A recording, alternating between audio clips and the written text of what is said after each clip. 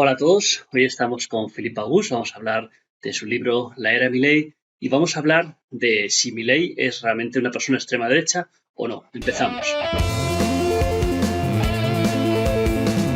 Hola a todos, buenos días, buenas tardes, según nos estéis escuchando. Mi nombre es Gustavo Morales, soy profesor de la Universidad Politécnica de Madrid. Estoy aquí con mi amigo Philippe August, profesor de la Universidad Rey Juan Carlos. Philippe, ¿cómo estás? Muy bien, Gustavo. Está, Muy bien, yo muy bien, encantado de tenerte. Tienes un nuevo libro, La Era Milei, ¿nos lo enseñas? ¿Lo tienes ahí? por supuesto. Aquí.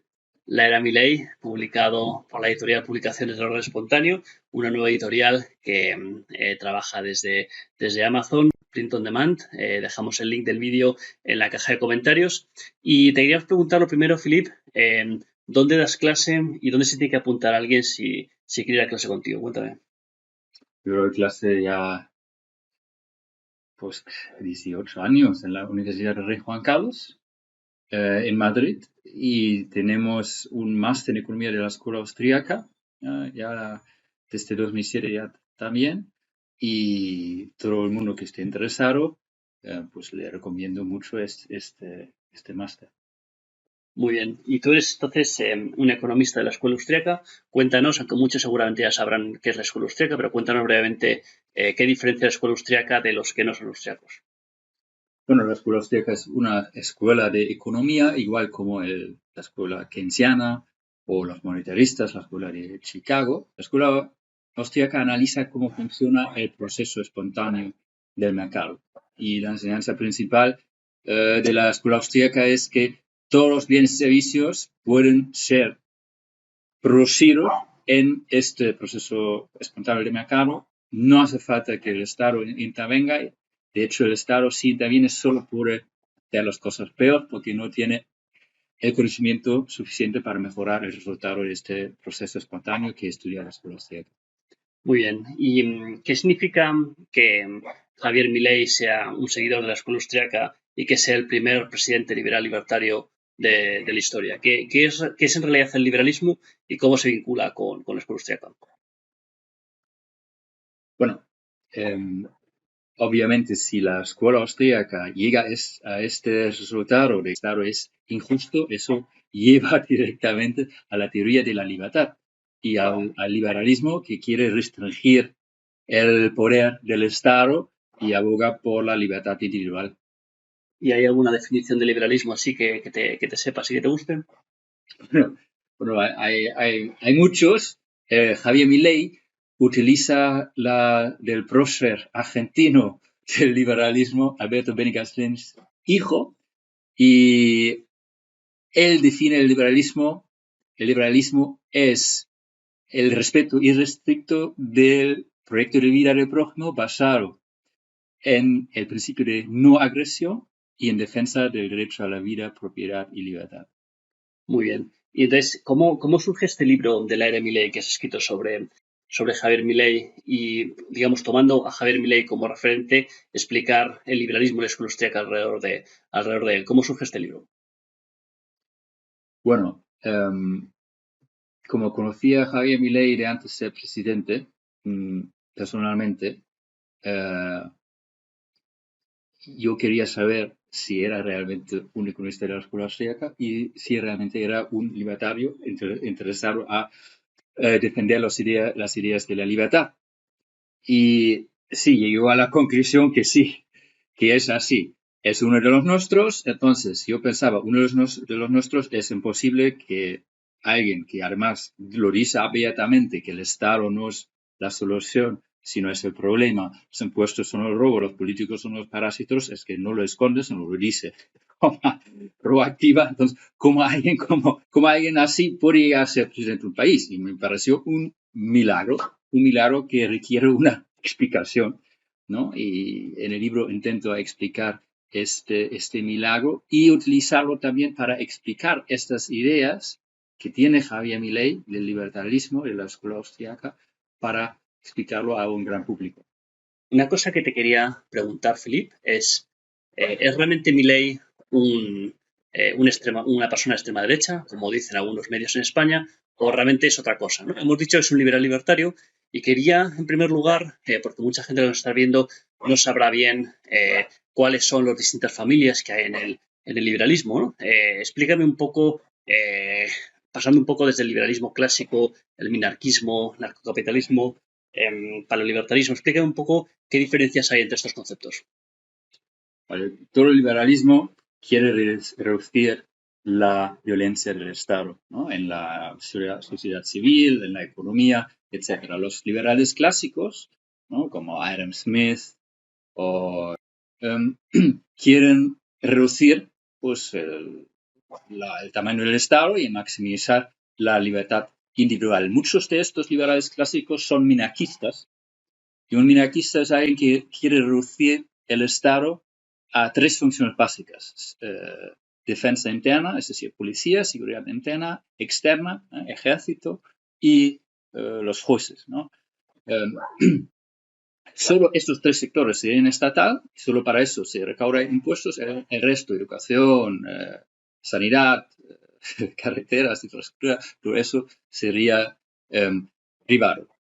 Y luego se ha criticado, luego vienen los neoliberales. Los neoliberales se quieren distanciar un poco de los liberales clásicos, por eso neo, y de los minarquistas, y dan un papel un poco más grande al Estado, incluso un estado de bienestar mínimo.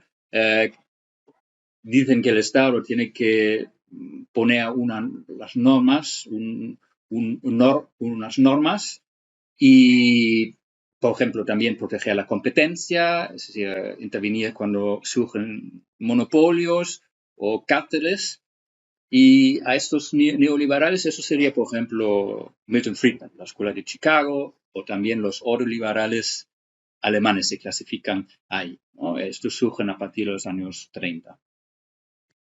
Y luego se puede distinguir pues, los libertarios. Yo diría los libertarios se pueden ver los minarquistas, que serían Ludwig von Mises, o también Robert Nozick o Ayn Rand, que quieren el Estado mínimo, y los anarcocapitalistas. Los anarcocapitalismos dan un paso más y que ven ninguna justificación, ni económica. Que el Estado intervenga en la sociedad, en la economía, ni ética, ¿no? Lo ven el Estado como una mafia legalizada, el monopolio de la coacción, no lo ven, no encuentran ninguna justificación para ello, ¿no? Entonces, esos son los diferentes corrientes ahí del liberalismo. ¿Y qué me dices del paleoliberalismo? ¿Qué sería eso? El paleoliberalismo o libertarismo es un liberalismo de derechas. Pues había que definir también derecha e izquierda, ¿no? Entonces yo en el libro utilizo la definición de Erich von Kühner-Ledin, que era un austríaco, no economista, pero un monarquista austríaco, que dice, pues la derecha es libertad, individualidad, diversidad, tradiciones, jerarquías, y la izquierda es centralismo, igualdad, colectivismo, ¿no? Entonces, en este sentido, se puede hablar de liberales de izquierda y de derechas, que serían los paleoliberales o paleolibertarios. Los paleolibertarios creen que para que florezca una sociedad no solo hace falta libertad en sí, sino también unas instituciones que fomentan unos valores que hacen que pueda crecer y florecer esta sociedad, ¿no? Y estas instituciones surgen de forma espontánea, que son, por ejemplo, la familia tradicional, y también las iglesias promueven estos valores tradicionales, el amor a la verdad, al trabajo bien hecho, al amor a la libertad, al amor al prójimo, y defienden estos valores y lo creen que son necesarios, ¿no? Es como una simbiosis, y por eso también abogan o no ven crítico o lo ven positivo una alianza con personas más conservadores, ¿no? Que defienden estos valores también. Y luego hay unos liberales de izquierdas que ven eso horrible, esta alianza de los con los conservadores, porque dicen que son los valores tradicionales, abogan más, como son de izquierdas, más por la igualdad en contra de las jerarquías. Hay una jerarquía, por ejemplo, en la familia tradicional. Entonces dicen, la familia tradicional está bien, pero también defienden movimientos del LGBTI y el wokismo en general. También defienden las fronteras abiertas, aunque exista el estado de bienestar, ¿no? Se ven más como cosmopolitas y están muy reacios a todo de los valores tradicionales, patriotismo y todo esto, ¿no? Que los paleolibertarios, ¿no? lo defienden, ¿no? O lo ven incluso necesario. Entonces, el liberalismo, siendo esa idea de que se deben respetar los proyectos de vida de los demás, puede ser entonces tanto de izquierdas como de derechas, como estás diciendo, ¿no? Entonces, por ejemplo, alguien que sea un liberal de derechas a lo mejor sería más cauto con la legalización de las drogas, mientras que a lo mejor alguien que sea más liberal de izquierdas sería más favorable a la legalización de las drogas, siendo desde un punto de vista del liberalismo estricto, las drogas deberían legalizarse porque es una cuestión que cada uno debe saber si le interesa o no le interesa. Y sin embargo, hay gente dentro del liberalismo que lo defiende y gente que no lo defiende, ¿no? Y lo mismo podría pasar con el aborto, ¿no? Que el aborto también puede ser defendido por unas personas desde el liberalismo más bien de izquierdas y no ser aceptado por alguien del liberalismo más de derecha, ¿no? En ese sentido, ¿cómo crees tú que se clasifica Javier Milei, del que se ha dicho muchas veces que es una persona de extrema derecha? ¿Tú dónde crees que se ubica él? Bueno, él dice, por ejemplo, o dice siempre que respeta el proyecto de vida del prójimo. Entonces respeta todas las formas de vida. Otra cosa es que no quiere que haya privilegios a unos grupos minoristas, ¿no? de género, ¿no? Él se opone a la agenda woke, ¿ya? Al globalismo y al feminismo radical, que quiere privilegios y cuotas para las mujeres. Y no a legalizar las drogas, mientras que existen las mafias y mientras existe también una sanidad pública, ¿no? Que de una forma redistribuye los costes del abuso de las drogas a los que no lo utilizan, pues no lo legaliza en favor de ello, ¿no? Está en contra del aborto y eso entra en su definición de liberalismo, ¿no? Defensa de la vida, y para él la vida empieza con la concepción.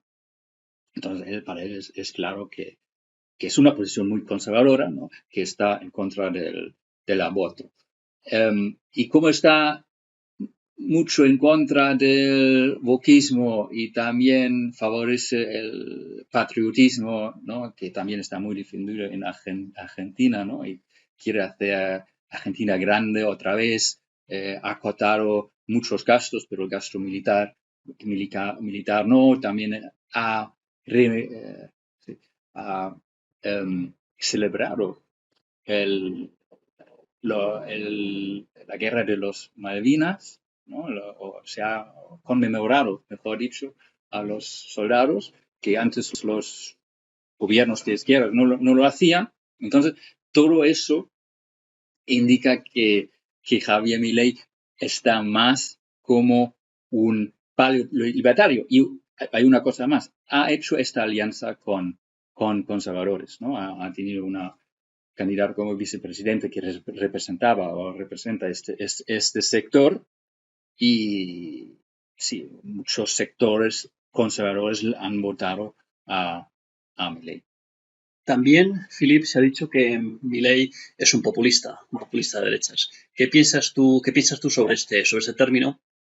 Milei no le gusta el término, sobre todo porque en Latinoamérica los populistas todos son de izquierdas y son personas que mienten, que fomentan el odio a los ricos, quitar a los ricos, dar a los pobres, es decir, da soluciones fáciles, ¿no? Podemos ser todos ricos si repartimos la riqueza. Entonces, este populismo que ha llevado a Argentina a la miseria, pues no le gusta. Se puede definir el populismo de otra forma, como lo hace, por ejemplo, Murray Rothbard, que tiene un artículo sobre el populismo de derechas que Rothbard defiende. Y este populismo se caracteriza en defender los intereses de la gente común, o para los argentinos de bien, como dice Milei. ¿Contra quién? Contra el establishment, la casta, ¿no? El populista de derechas defiende los intereses de los pagadores netos de impuestos, los que están explotados por la casta política, donde están los políticos, los burócratas, también los académicos aliados al Estado, los empresarios que reciben privilegios y subvenciones del Estado, la clase mediática, ¿no? Los medios que están de izquierdas y con el Estado, que defienden todos esos intereses. No, eso es el establishment, que tiene su narrativa de qué es lo justo, qué es bueno, y este establishment explota a los que trabajan, son productivos, que producen los impuestos de los que los otros viven, ¿no? Entonces el populista de derechas defiende a los intereses de los argentinos de bien, y eso hace Javier Milei. Y Rothbard tiene un programa, unos puntos de un populismo de derechas, que es bajar los impuestos, reducir el estado de bienestar, conseguir que haya seguridad en las calles, ¿no?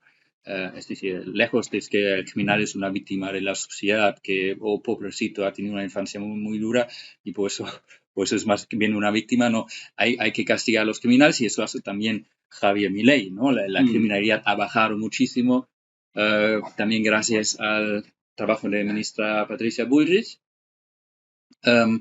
¿Qué más? A que los vagabundos se vayan de las calles, cerrar el Banco Central, eso quiere hacer Javier Milei también. America First, o en este caso de Argentina First, y no invitar a extranjeros al sistema público de sanidad o de educación, ¿no? Eso ha hecho Milei también, y contra el aborto y a favor de los valores tradicionales de familia. Entonces, ahí encaja casi perfecto, ¿no? Javier Milei en esta definición de Rothbard, ¿no? Que Rothbard en los años 90 veía que podría funcionar muy bien una alianza de los paleoconservadores con los paleolibertarios, ¿no? Explicar a los paleoconservadores que si quieren que la nación florezca, y también la familia y estas instituciones en las que ellos ven bien, hace falta libertad, ¿no? Libertad, y ya eso es lo mejor para tu país. Y eso ahora en Argentina ha tenido éxito. ¿Y cómo crees que se combina Milei con Vox y con Meloni?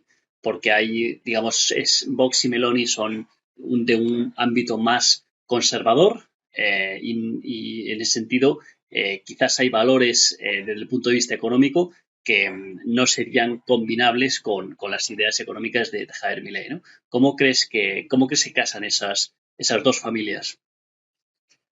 Sí, les une sobre todo el enemigo común, que es la izquierda, que es el socialismo, que es el wokismo, que es el globalismo, ¿no? Todas estas ideas, está Vox en contra, Meloni en contra, también claramente Donald Trump. Lo que hay que hacer, y lo que intenta Milei, es convencer a ellos que la libertad está lo mejor en todos los ámbitos, ¿no? Lo hizo con Donald Trump, por ejemplo, en el CPAC de 2024, fue invitado a Miami, creo que fue Javier Milei, y él habló no solo sobre la batalla cultural contra el aborto y aplaudir a la gente, sino también a favor del libre comercio, ¿no? Sí, Donald Trump no le hizo caso todavía. Sí, el Trump, que parece un analfabeto, ¿no? Económico, que cree que los aranceles son buenos para los Estados Unidos, ¿no?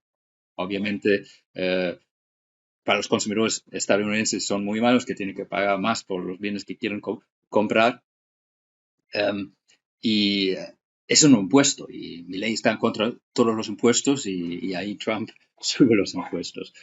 Pero bueno, eso es como, obviamente no son libertarios, ni Meloni, ni Vox, ni Trump. El gran afío es, en esta alianza con el enemigo común, que es la izquierda global, el wokismo, es llevarle más hacia la libertad, ¿no?